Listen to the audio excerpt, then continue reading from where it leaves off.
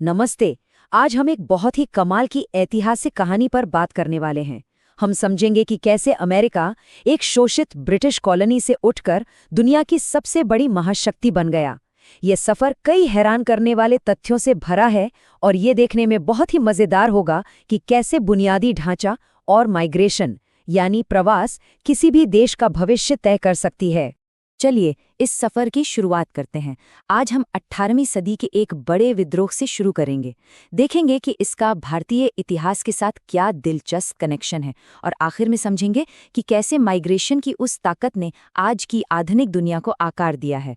Number 1, the 13 British colonies. किसी भी मंजिल को समझने के लिए सबसे पहले उसकी शुरुआत और ब्रिटिश विस्तार की जड़ों को देखना जरूरी है। जरा ब्रिटिश साम्राज्य के इस शुरुआती विस्तार के इस फर्क को देखिए। अमेरिका में अंग्रेजों ने शुरुआत में 13 अलग अलग जगहों या कॉलोनियों पर कब्जा किया था, लेकिन भारत में उन्होंने सिर्फ 3 मुख्य जगहों से शुरुआत की, मुंबई, मद्रास और कलकत्ता। सुनने में शायद छोटी बात लगे, लेकिन ये शुरुआती फर्क आगे चलकर दोनों देशों के इतिहास को पूरी तरह बदलने वाला था। Number 2, no tax without representation. अब इस असमान नियंत्रण का सीधा नतीजा क्या हुआ? जबरदस्त आर्थिक शोषण। 20 गुना। जी हाँ, आपने सही सुना। अंग्रेज क्या करते थे, वो भारत से कौड़ियों के भाव चाय खरीदते, उसे ब्रिटेन ले जाकर पैक करते और फिर उसी चाय को अमेरिका में 20 गुना ज्यादा कीमत पर बेचते थे।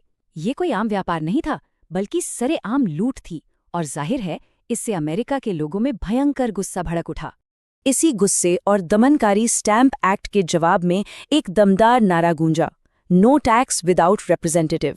इसका मतलब बिल्कुल साफ था, जब तक ब्रिटिश संसद में अमेरिका का कोई अपना नुमाइंदा नहीं होगा, तब तक वहां के लोग कोई टैक्स नहीं देंगे। आर्थिक शोषण ने सीधे तौर पर एक राजनीतिक मांग को जन्म दे दिया था। और दिलचस्प बात पता है क्या है? इतिहास के तार कैसे जुड़े हैं देखिए। अमेरिका की ये टैक्स विरोधी नारा इतना पावरफुल था कि इसी से प्रेरित होकर भारत में भी कर मत दो आंदोलन शुरू हुआ।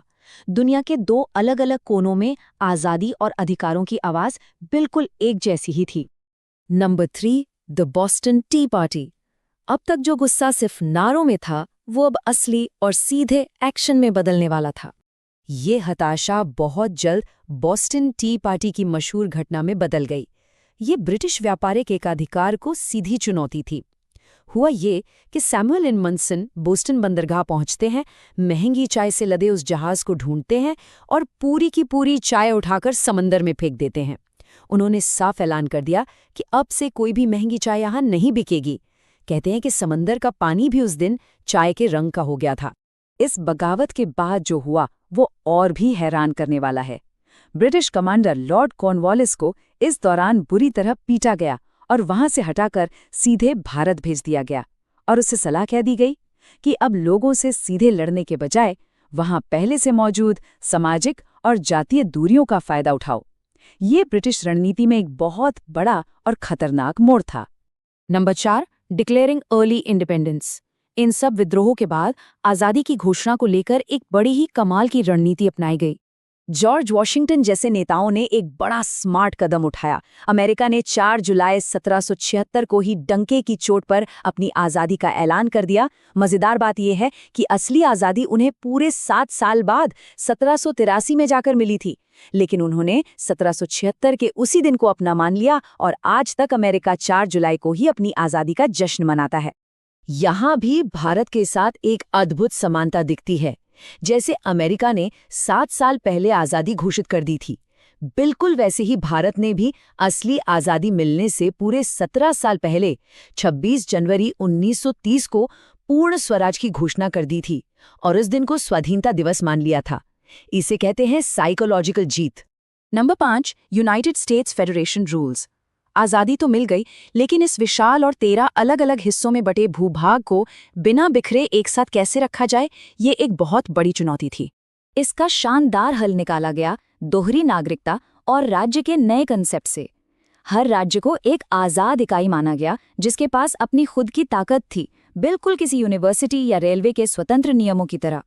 नागरिकों के पास देश के साथ साथ अपने विशिष्ट राज्य की भी नागरिकता होती है और पुलिसिंग के नियम इतने फ्रेंडली बनाए गए कि अलग अलग जगहों से आए लोग सुरक्षित और एकजुट महसूस कर सकें।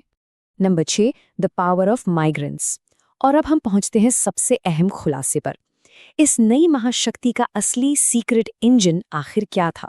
सोच कर देखिए, जो लोग एक जगह छोड़कर दूसरी जगह बसने जाते हैं यानी माइग्रेंट्स, वो अपने साथ क्या लाते हैं? वो लाते हैं तेज बुद्धि, हुनर और पैसा। ये लोग बेतहाशा मेहनत करते हैं और अपने काम के प्रति पूरी तरह ईमानदार होते हैं। सबसे बड़ी बात, वो किसी भी स्थानीय झमेले में पड़े बिना सिर्फ अपने काम पर फोकस करते हैं, और यही चीज उनके नए घर को अपार उत्पादकता और रफ्तार देती है। और ये सिर्फ अमेरिका की कहानी नहीं है। आज दुबई, सिंगापुर, लंदन से लेकर मुंबई और दिल्ली जैसे बड़े ग्लोबल शहरों को देखिए। इन शहरों को बुनियादी तौर पर माइग्रेंट्स की महत्वाकांक्षाओं ने ही बनाया और विकसित किया है। इन शहरों की असली ताकत बाहर से आकर बसने और मेहनत करने वाले इन्हीं लोगों से तो आई है। यहाँ एक बुनियादी फर्क समझना बहुत जरूरी है। टूरिस्ट यानी पर्यटक आते हैं, पैसा खर्च करते हैं और कुछ दिनों के लिए इकोनॉमी को उछाल देते हैं। लेकिन माइग्रेंट्स, वो आते हैं, अपना घर बनाते हैं, बिजनेस खड़ा करते हैं और उस जगह का हमेशा के लिए पक्का विकास करते हैं। वो उस शहर की बुनियाद को मजबूत कर देते हैं। तो आखिर में ये सारी बातें हमें एक बहुत ही गहरे सवाल पर छोड़ जाती हैं। क्या किसी देश या शहर की पहचान सिर्फ वहाँ पैदा हुए लोगों से होती है, या फिर उन माइग्रेंट्स के कभी न रुकने वाले जज्बे से जो वहाँ आकर अपनी जिंदगी बनाने का फैसला करते हैं? आप क्या सोचते हैं? इस सवाल पर जरूर गौर कीजिएगा, क्योंकि ये हमारे आज के समाज को देखने का नजरिया ही